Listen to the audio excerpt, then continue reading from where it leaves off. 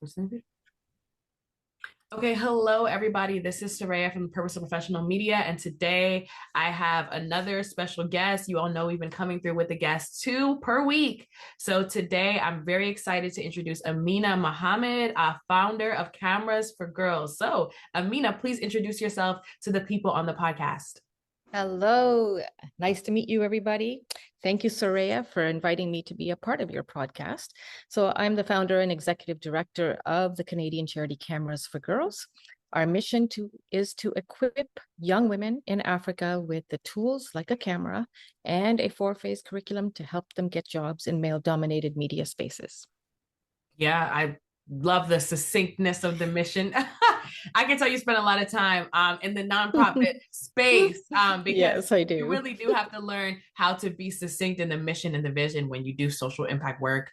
So I usually start these episodes with a pop culture recap, but I actually wanted to start with a current events recap and a celebratory recap because podcast people don't know this, but I had the pleasure of attending the Beautiful Forces reception with Estee Lauder and Vital Voices in New York City, and Amina was one of the attendees, not only the attendees, but an honoree. So I wanted to talk about that and talk about that moment and celebrate that moment on the podcast because we usually talk about other people, but I figured, this guest has something to share, a story to tell, and also something to celebrate. So I wanted to amplify that. So my first question for you is like, how did it feel to win the award? Like, how did that whole moment feel for you? In one word? Well, 2 words, mind All blowing. the words. Honestly, it was amazing. We didn't recognize that there was 60 women who applied globally, and we were one of 4 organizations chosen, the only North American organization to be chosen. So it's a huge, huge honor. The donation, the award actually comes with a grant from Estee Lauder, which is going to help us go from 15 young women to 75 young women in Africa next year, specifically Uganda. Yeah. And then on top of it, the icing of the cake was we were published in Vogue magazine as well. Well, not in the magazine, but on the online. So it just gave us that much needed awareness that we have struggled to get as a small Canadian charity, right? We're doing incredible work in Africa, but sometimes we don't get recognized for our sustainability and our impact.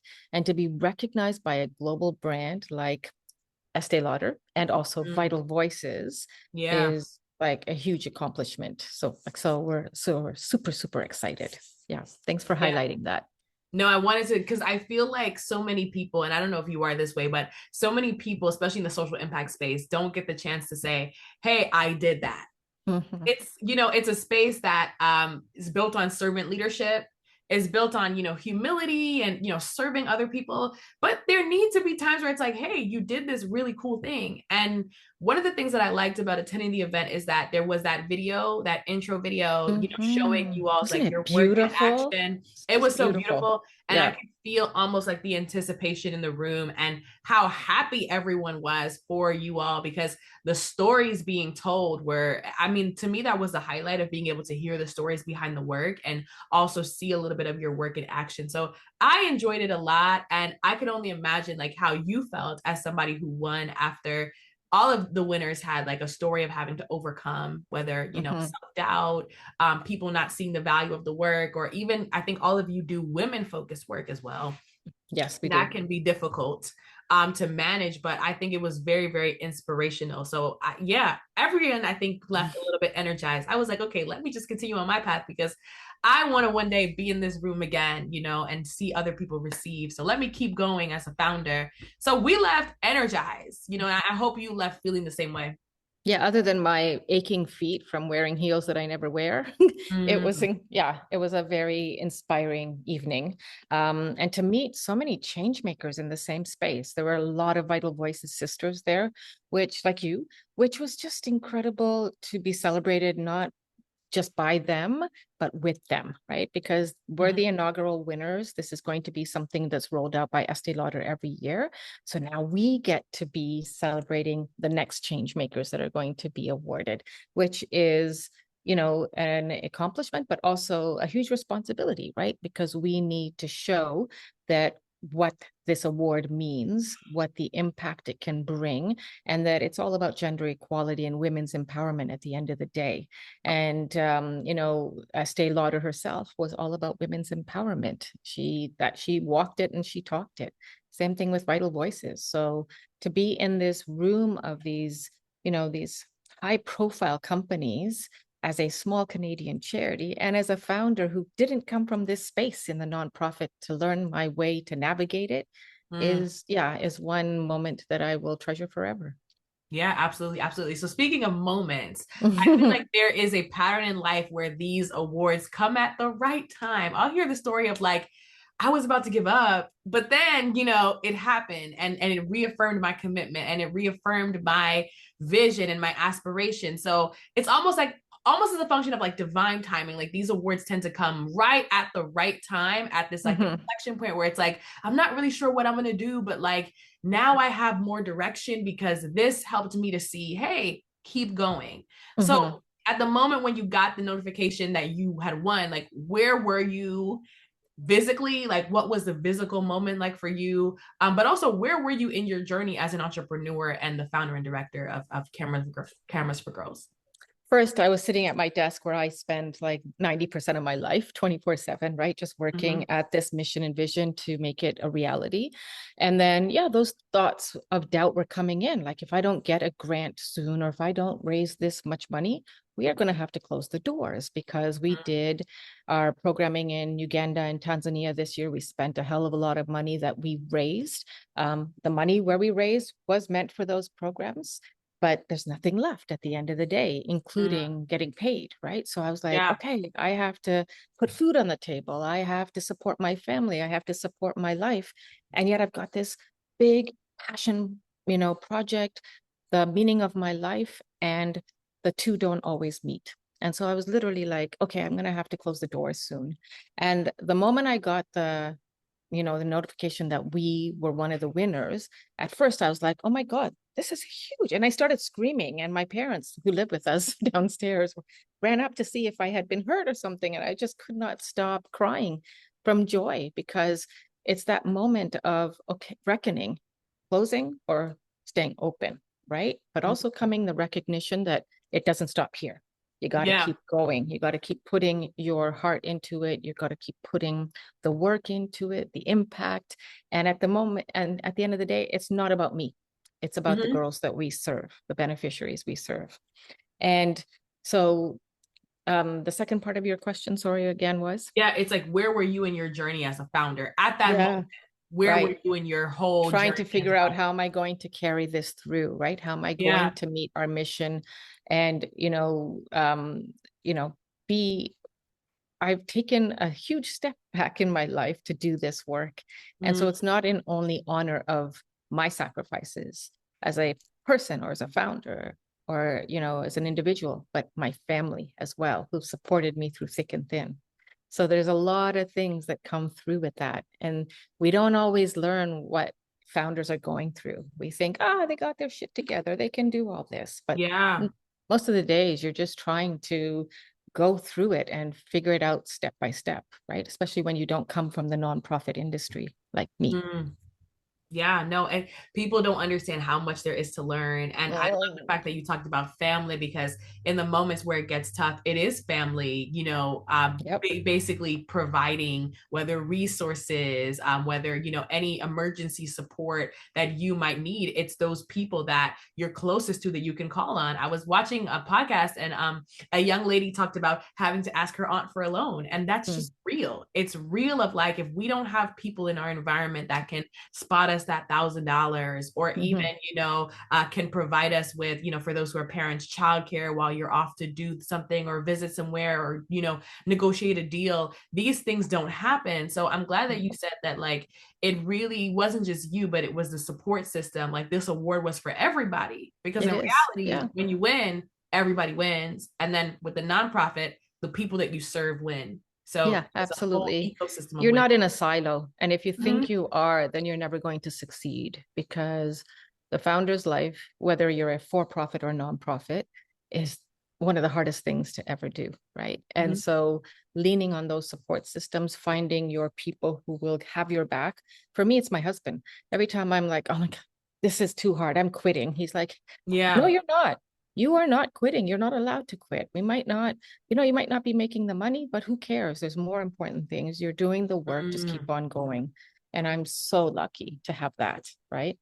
It's not like he's going to come back to me and say, hey, here's another $1,000 because I already took out all my life savings when I started this crazy venture.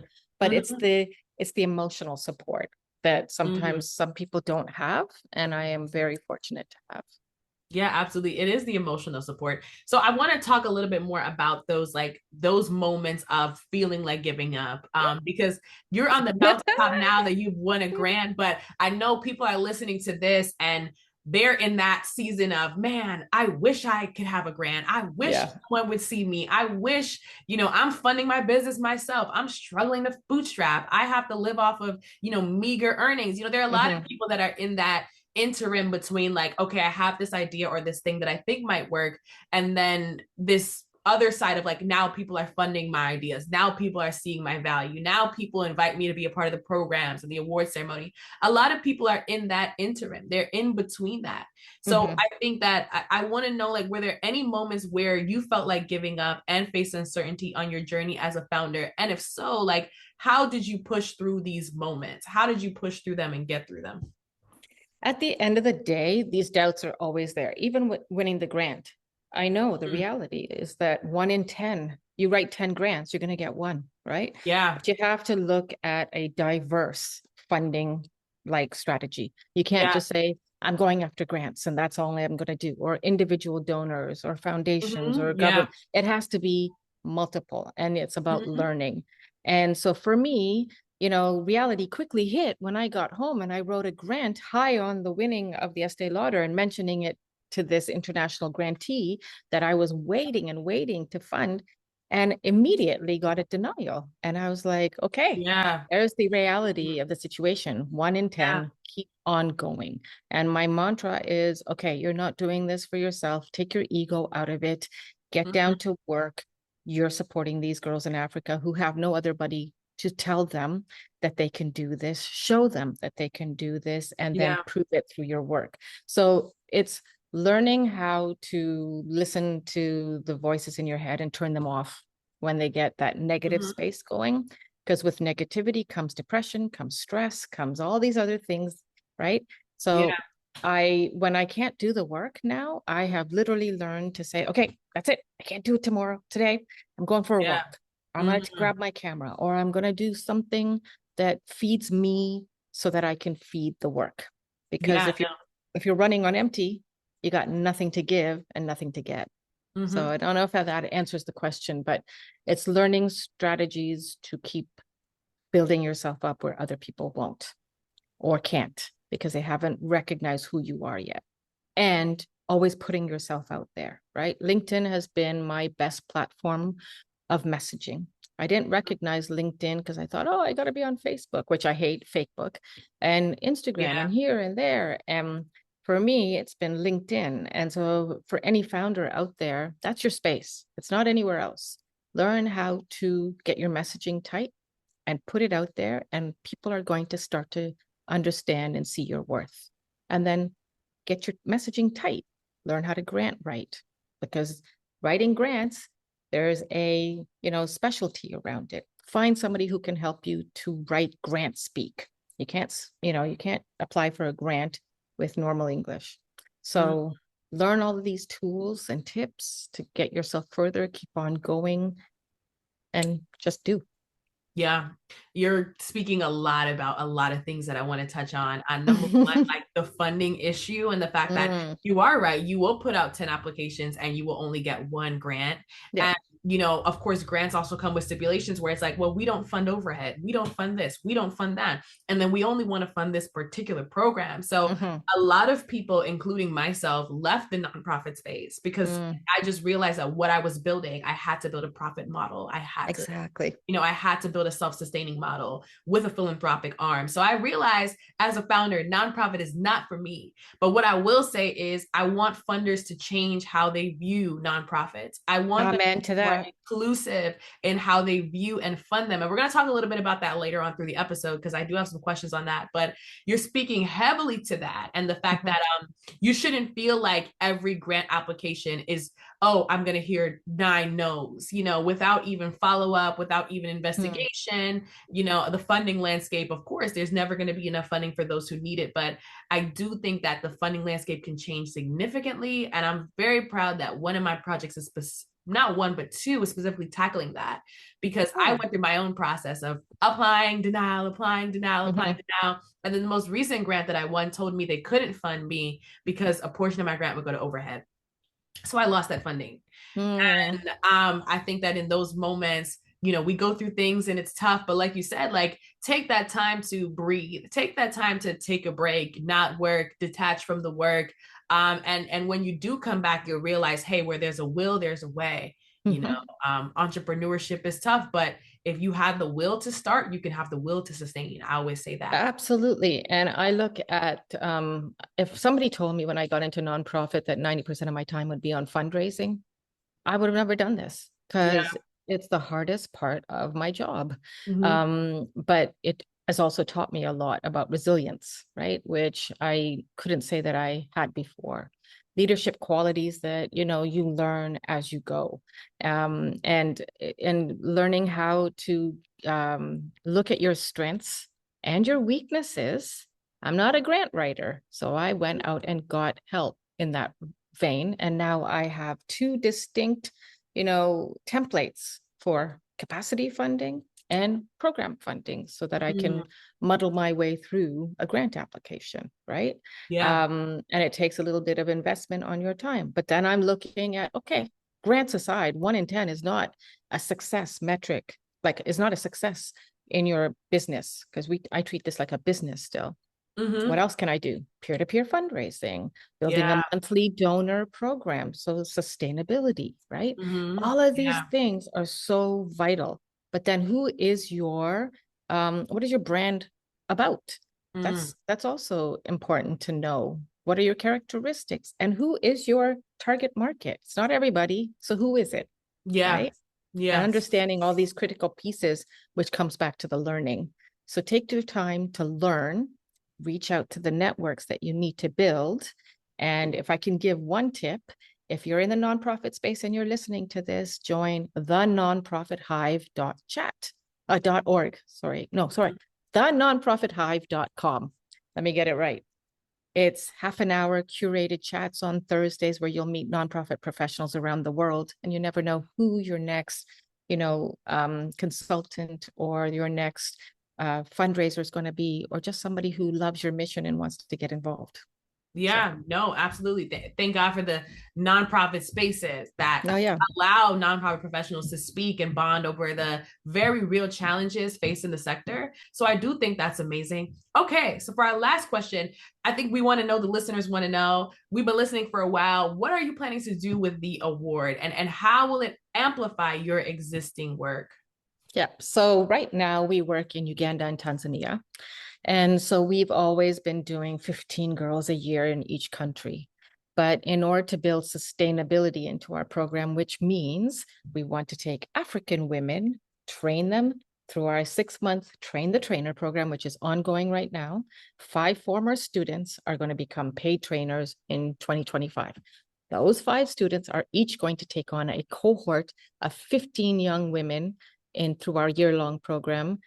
So that means that we'll go from 15 women to 75 women. A critical component of our program is that we give out cameras to keep, which is a gender-based barrier to employment in the male-dominated media industries. So that grant is going to allow us to buy 40 of the 75 cameras that we need for expansion in Uganda next year.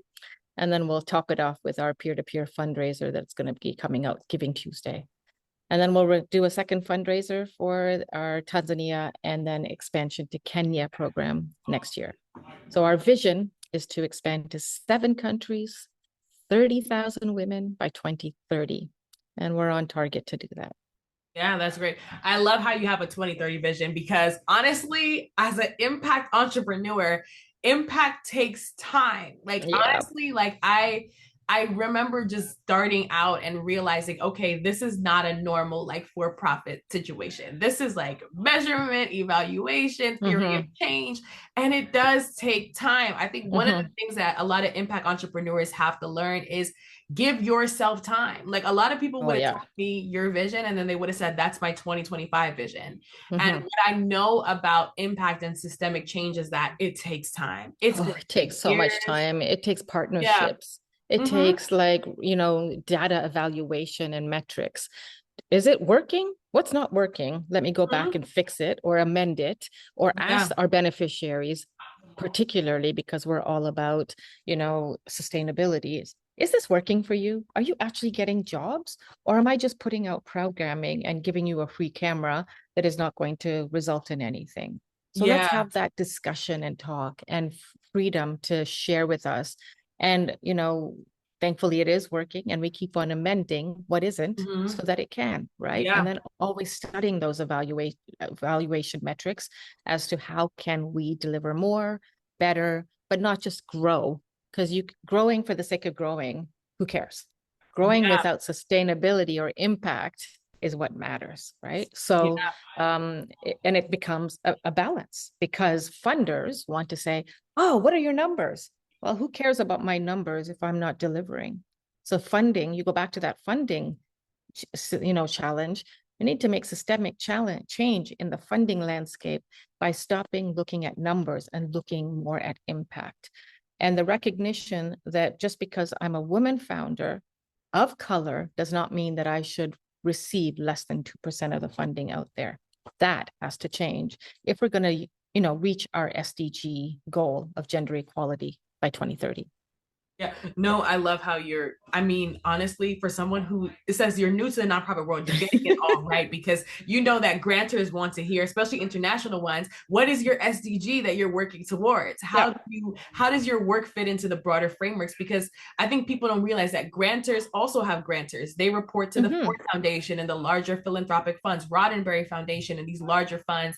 So connecting it to a SDG, number one, is genius, but also standard practice for wanting to get funded. But also, like you said, having a long-term vision that involves amendment over time. I see a lot of social entrepreneurs, honestly, business ideas die by analysis by paralysis or paralysis of analysis, because essentially you keep analyzing. And I'll tell people there's certain things you only learn through doing. Unless you launch that program with your best bet, maybe a couple interviews, a couple of, you know, funders and partners, you're never going to know what the real life behavior is going to look like. You're never going to know the real life, we could say, environment and ecosystem that your venture exists in unless you launch. So I think you definitely are bringing a lot of real world experience and speaking a lot of truth about what I know about the nonprofit world, which is that it's possible to have a thriving nonprofit. It's very, very possible, but it takes a different mindset and it takes a balancing of the sustainability with the impact focus. And like you said, sometimes more is not better. From an impact perspective, exactly. More isn't better. Exactly. And, you know, I think when we look at it, we didn't recognize the issues that our women face when they're getting into these jobs in the media industry. Number one, sexual harassment, which leads to, you know, do I stay in the job or do I not? Do I pay my bills or do I have to follow suit? And we tell them saying no to systemic harassment is the way to go, and we'll support you until you get your next job. But then, you know, the need for mental health supports and therapy, which we're not equipped to do. So then we have to find partners who are going to help them with that, right? And so you look at where your programming is, where you want it to be, but what are the steps in between to reach that?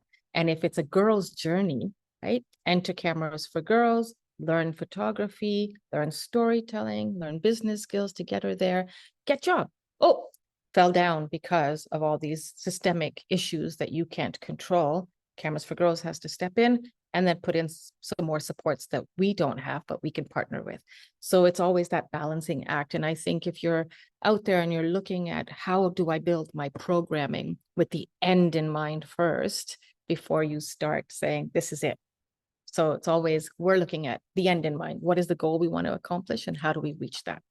Yeah, no, I mean, 100%. This is exactly what I was writing about for my newsletter on LinkedIn. I was going to write about social entrepreneurship and social innovation and how you have to balance both, right? So the innovation process is like, it's problem first. It's like, oh, here's a problem that I want to solve, and I'm willing to do whatever it takes. So that invites a improvement mindset. That invites an experimentation mindset of like, let's experiment with different things, try, iterate over time. It doesn't have to be anything, completely like a complete flip or a complete pivot. It can be even incremental experimentation. But it opens the social enterprise up for creating new avenues of delivering value. And I think a lot of people have to think that way, but I think the social entrepreneurship mindset starts with the business model first. Oh, here's how I want to make money. Here's how I want this organization to be built. Here's how I want, us to be able to fund the projects and the initiatives. And it starts with the money first. And I think we're constantly having to balance both the problem first mindset and the money first mindset. But what I will say is the most transformative social enterprises have a problem first mindset.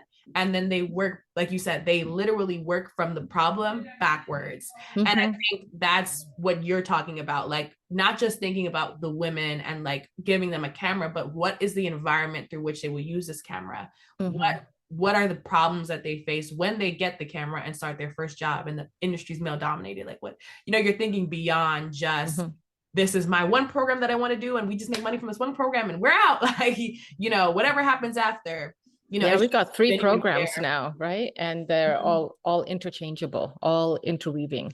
And it never was, when we started, I started with a business plan, which became developed into our strategic plan. From that strategic plan, you build your year-end budget, your yearly budget. Your strategic plan is not set in stone, though. You have to constantly be reviewing it. Are you reaching your goals? If not, what is stopping you? How do you amend? How do you reach your next goal? But before you reach your next goal, you have to go back to the previous one. Did you reach that one? No, why not? Right? So you're being a detective in your own nonprofit to figure out the challenges, the solutions, like, a SWOT. You're constantly doing a SWOT analysis, basically. Because if you're not doing a SWOT analysis, you're not seeing the bigger picture. And you can't, when crap hits the fan, you don't even know how you're going to work around it to fix the inherent problems that are at the foundational level instead of, the charitable level sort of thing. I'm sorry, there's a little noise in the back. Let me just. Kelly?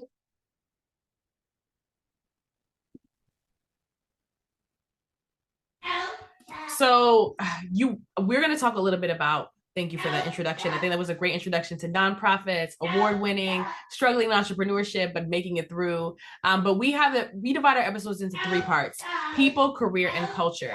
So for the people section, we like to really focus on, who you are as a person. And I would say the things that brought you into what you do, right? So my first question for you is, you went from having your first camera at 10 years old, very, very early age, to having a successful career as a television producer. Like, can you walk us through that process of discovery and developing your talents for, production, photography, et cetera, over that time period?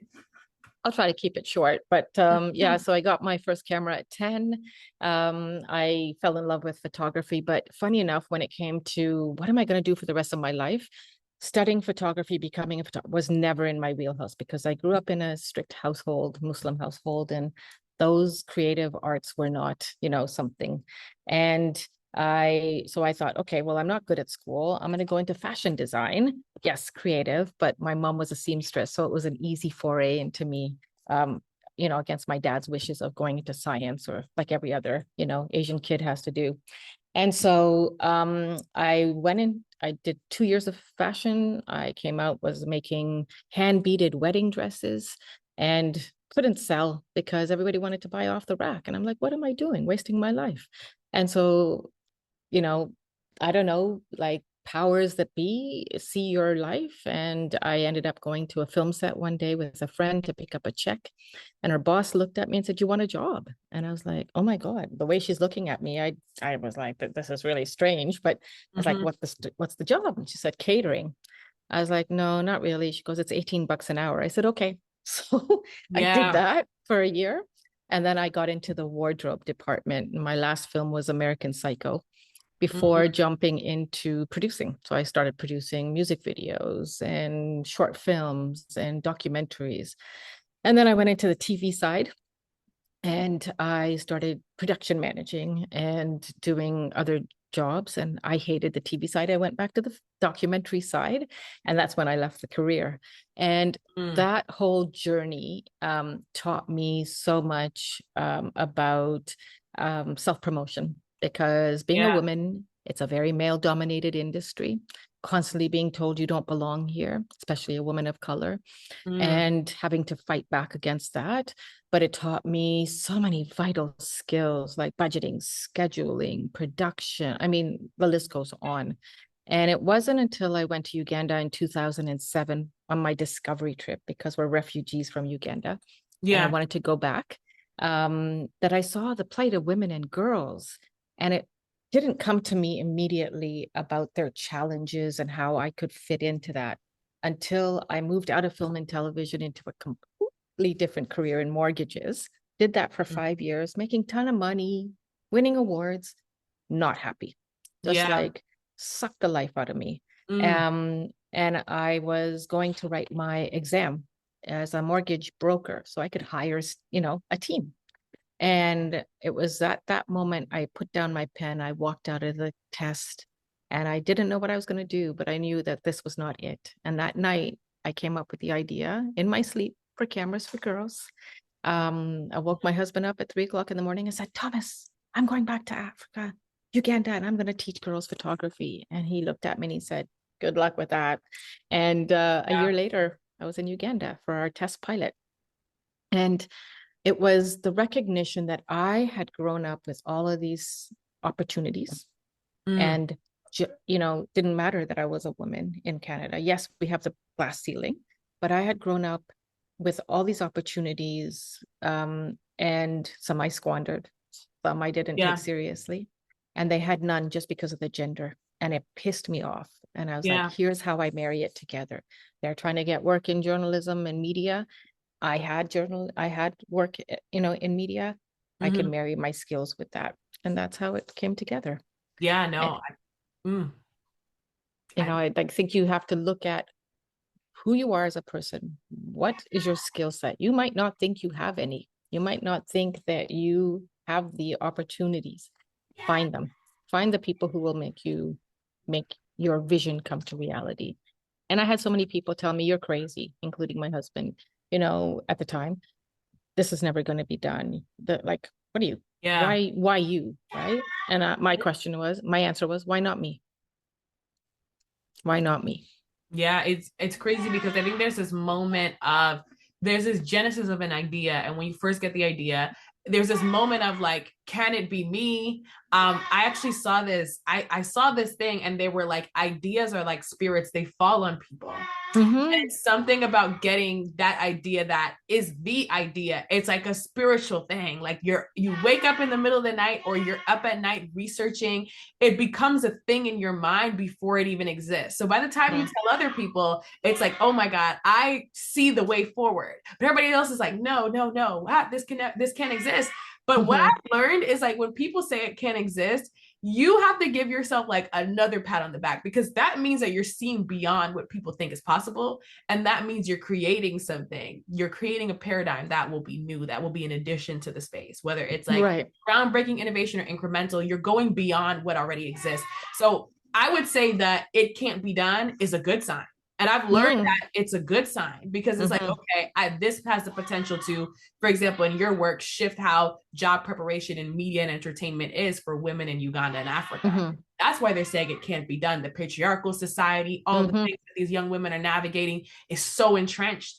But what if it's that your program can come in and make that difference? So I welcome that it can't be done. I've learned to welcome that, because absolutely, that's a sign that you're onto something. But I also would go one step further, is that, don't just think about your idea in a silo. That's true. Look out there. Is anybody doing what you want to do, right? Don't go out and start your own nonprofit. Join them, make them bigger and better, because there's enough nonprofits out there. Second thing is, if you have an idea, look at your competitors. What are they doing or not doing that you can become the conduit for? So when I started doing my research, I saw a couple of organizations. Oh yeah, they're in Africa. They're working with youth. They're not giving cameras, which is the gender-based barrier. Why are they not giving cameras? And if they are, what are they giving and for how long? So predominantly, I was seeing organizations going into Africa, giving, people, predominantly youth, a camera for 1 to 2 weeks. Go and tell your story using this camera. Then taking that camera back. And then using those stories on social media to say, hey, look at what we did, which is steeped in colonial storytelling. Which for me as an ethical storytelling practitioner was like, hell no with the end no. It had to be about job creation. How am I creating jobs? What are the barriers to entry? It's not just they lack the skills. It's they have to own a camera and know how to use one to get the job, no matter how many skills they have, what they're educated. So then I was like, okay, there's the barrier. So let's start that. Then what are they lacking? Oh, they're lacking adequate training as journalists or storytellers. They don't know business skills. They don't know this, that, and the other. So we made our curriculum with all of these tools and all of this strategy. And that's how we started. And there's still nobody out there that's doing a year-long program, giving a camera to keep and doing what we're doing. So I'm very proud of that fact. And I welcome collaboration with others who want to do something similar. And I've heard from many organizations and we partner up, right? So I can support them with our online learning hub. They can support us with something else. And that's how you make the world a better place, not by competing, but by joining together. A lot of us still have to learn that. Like, I feel like a lot of people still have to learn that there's power in synergy, because I still do think that the mindset that you talked about is a strategic mindset of like, okay, I'm looking at my competitor, but your competitor can also be your collaborator, right? Yeah, exactly. You all are both strong in different areas.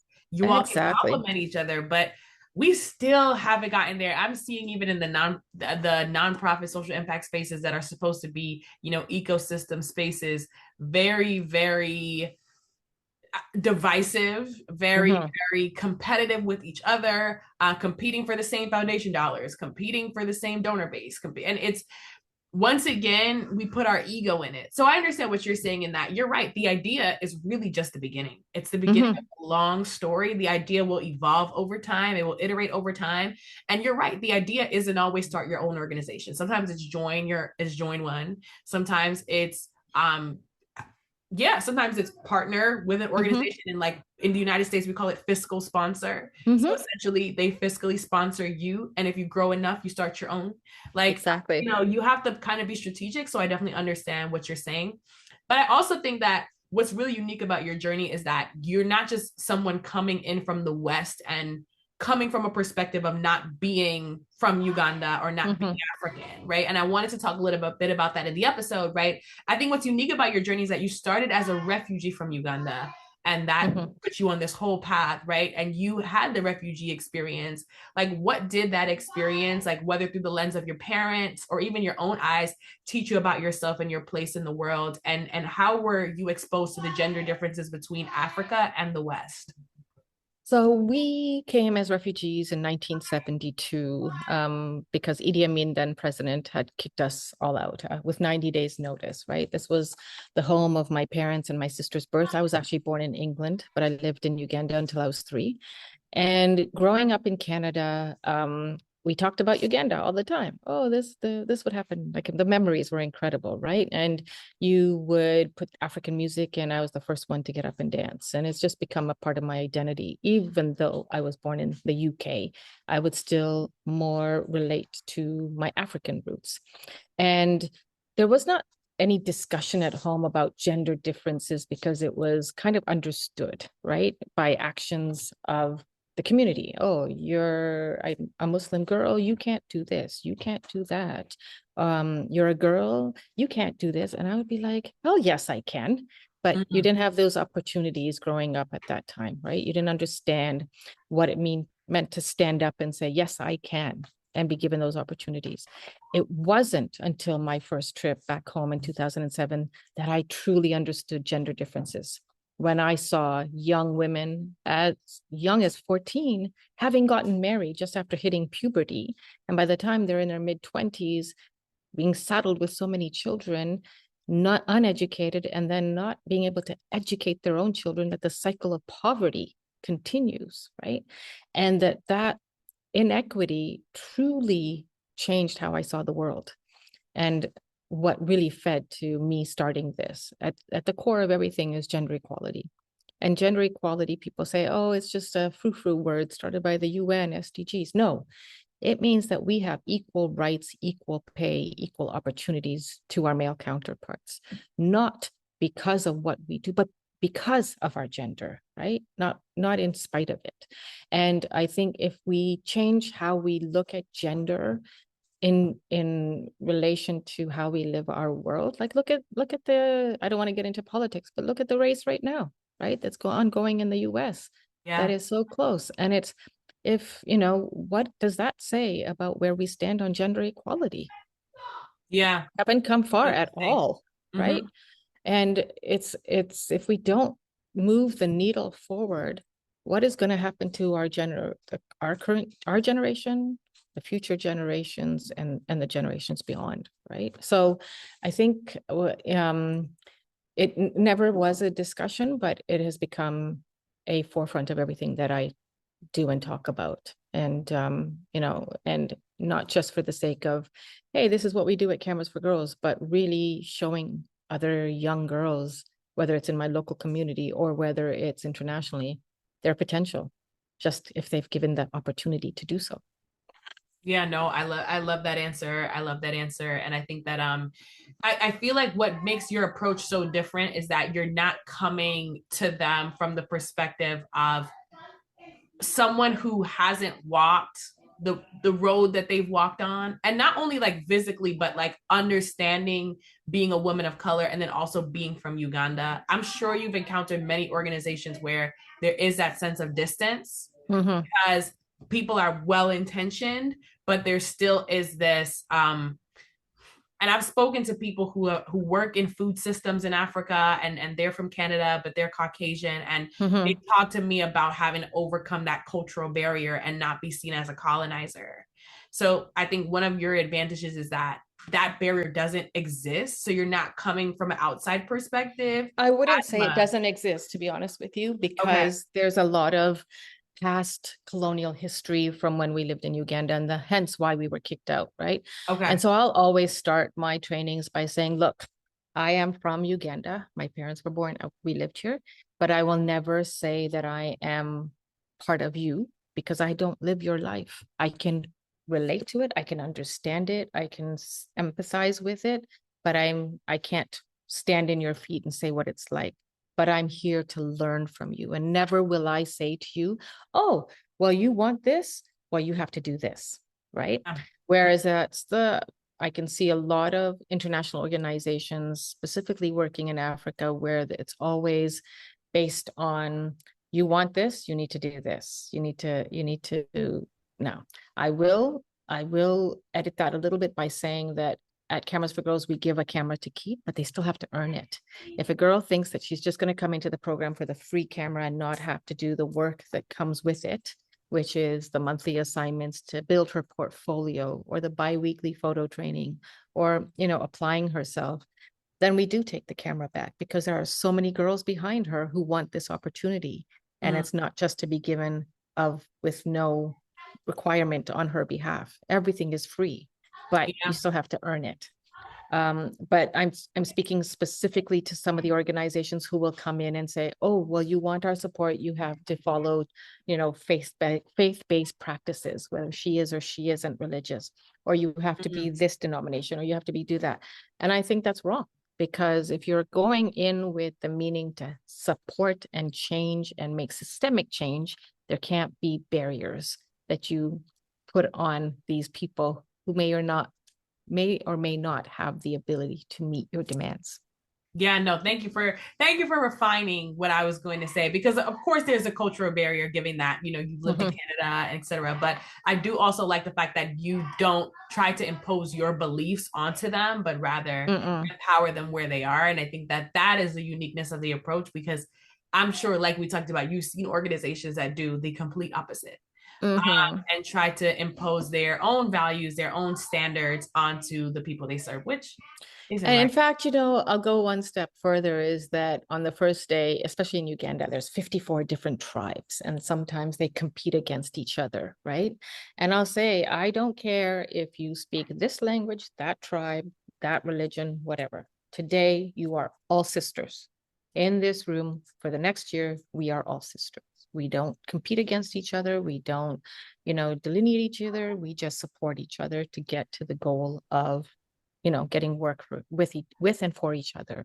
And it takes a few days for them to get the message, right? Because some of them will say, oh, I'm only sitting with this girl, she's from my tribe, and I'll purposely switch them around. So they have to start breaking those barriers within as well. Because how are they going to get out into the real world if they're always going to be looking at cultural barriers and not, systemic challenges that exist? No, I totally agree. Totally agree. So thank you for that section, introducing us more to who you are as a person and also some of your thinking around your career and how that developed from your personhood. I want to talk a little bit about the specifics of your career. So we know, because you told us that you started your career, one of the major things that you did towards the front beginning of your career, well, not the exact beginning, but towards the earlier stages, is you were a film and a television producer, but for some reason you ended up running cameras for girls, but you also worked in mortgage. So describe like what made you eventually make each pivot and then eventually find your way into the social impact work. I think I've always been an out of the box thinker, right? If I see something and it's not working for me or in my worldview, I look for ways to change it. So while I was running Cameras for Girls, I also had a travel company, and COVID came along and, got under our feet. So I was trying to manage Cameras for Girls and this travel company and do it all. And last January, I came to the realization I can't. If I want Cameras for Girls, not like January 2023, if I want Cameras for Girls to be what I envision, I got to give one up. So, it took a long time for me to say, is it Cameras for Girls, which is not making any money, or this, fledgling travel company, which I can see the world? And I looked at my values. What is aligning with my values? And I gave up the travel and I went full on with Cameras for Girls. So anytime I've taken on something, successful or not successful, it's always been, I have to be my own boss. That's one of my values. I'm not a corporate worker bee.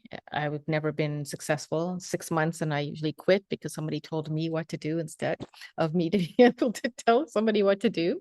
And that comes in recognizing who you are as a person. And then learning about the different sectors and recognizing, what am I good at? What am I not good at? Which is more often a longer list than what I'm good at. And being able to be, that humility that comes with that recognition, and then learning what you need to learn, right? I'm constantly reading, learning, applying, and reaching out to other people to say, can you teach me more about this? Or can you tell me more about this? I know nothing, right? And it doesn't come with just learning, but applying. So, I started out as a caterer in film and television and made my way up to producing. And that came with a lot of sweat and tears and hard work and grit and determination. And I think the same thing sticks with Cameras for Girls or whatever I do. It's that sweat and tears and hard work and determination and not giving up, that mentality that you can never give up no matter how hard it gets. Because if you do, somebody else wins. Somebody else will do it if you don't want to. Right. No, I love that. I think it's an inspirational message. And it's very, very truthful in that. I always hear from people that are entrepreneurs on this podcast, like, I knew I couldn't work for anybody else. So I had to make it work because I just knew that like corporate wasn't for me. I knew that this thing wasn't for me. And I hear that all the time. And one thing that's great about the age that we're living in, and I always tell people this all the time, is that there's so many ways to be an entrepreneur today that if you really know it's not for you, there's 1,000 ways that you can find your way. So I definitely do love that. But I'm curious, right? Did you ever have the times where you regretted your decision or even missed particular aspects of the entertainment industry or even the travel company? Oh yeah. This is Oh glamorous, yeah. right? I And miss if it a so, lot. like, how did you navigate those difficult periods and find the strength to persist on your path? I miss the film and television industry specifically, because I did it for 15 years. And other than the long hours, I'm talking 18 to 21 hour days, I built families. Like you would be with these people anywhere, on average 10 months on a project, and you became a big family. But I chose marriage in the end because I was working, I got married at 33. I was never home. And I had to look at 33, is this what I want my life to be? Long hours, exhausted, working with a lot of people who were broke, on drugs because they needed it to sustain the long hours, and that was never me, but I could see and divorced. And I had to look at, what do I want? What are my values? Right. And I had to give it up. But I missed the family aspect, the learning aspect, the freedom to be creative aspect. Um, but I put all that into my work with Cameras for Girls. At first, I'd be, sitting at my desk 9 to 9. And now I've got a balance, right? I exercise in the morning, I read, I listen to podcasts, then I get to work, and I'm usually off my desk by 5:30 latest, and then I'm doing whatever I want in the evening. Because if you don't find that balance, you quickly lose yourself and your ability to make that impact you want, because you've given everything of yourself and nothing back to you. And there's a huge burnout in this sector, huge burnout, and depression and stress that comes from the lack of resources, lack of money, lack of everything. Yeah. Yeah, no, heavy on the burnout, the stress, all of those other things. But one of the things that you liked that I said is that you put your creativity and all the things that you would have put into your former careers into this new career. I tried to tell people, and we're talking a lot about this during this conversation, that people need to use their strengths in their work. Like if you're going to become an entrepreneur, you don't become an entrepreneur because you just feel like you're the type of person that wants to do everything. I think you become an entrepreneur so you can build a team around you that complements your strengths and that you can find people that complement your strengths. So I think that that's something that's super important. And yeah, I really love that answer because it showcases the fact that entrepreneurship can be what you make it. You can make it fulfilling. You can make it whatever it is you want to make it, and you don't have to necessarily fit in the box. You can take your entertainment mindset to nonprofit. You can take your technology mindset to nonprofit. Absolutely. I think a lot of the innovation that has occurred in the last 20 years has occurred from people coming from one completely different sector and bringing their knowledge and practices into another. So I think Absolutely. that's where the creativity of entrepreneurship takes place. Okay, so my last question for you is that with this new grant in tow, right? You're well positioned to make an impact. I love to end this episode with you telling the listeners like how can they support this work and how can they also champion on Cameras for Girls? Thank you for that question. So we have a couple of ways people can get involved. Number one is volunteering, right? I'm a one-person led organization, and we are always in need of great volunteers who can help us blog writing or newsletters or even, volunteering to outreach or awareness brand building for our organization. If they're with a corporation, maybe they want to, volunteer their time, or they want to volunteer to help us fundraise. Mentoring. We are always in need of mentors because part of our 4-phase program is a mentorship program where the girls get matched with a mentor who can help her walk the walk and talk the talk, right? Until she gets her job. And so our mentors come from all walks of life, everywhere around the world, and we rely on them heavily. And then third is obviously donating. We're building our monthly donor program. This is to build sustainability and capacity building for our organization. Nonprofit work does not go without the need for funding. right? There's program funding, but capacity funding helps us hire a marketing professional or a fundraiser, or, you know, hire much needed staff. And but you know, it also, you can also support or sponsor a girl with a camera. A camera on average costs us anywhere between 400 and 600 Canadian. And so you can do the math. When we're trying to buy 15 per program, it can quickly add up. So happy to chat with any prospective people who are interested in learning more. You can email me or reach out via our website at camerasforgirls.org. And yeah, hopefully we'll hear from you. All right. Thank you, Amina. Thank you, everybody. This is Surayya from the Purse Professional, and we are out. Thank you for listening.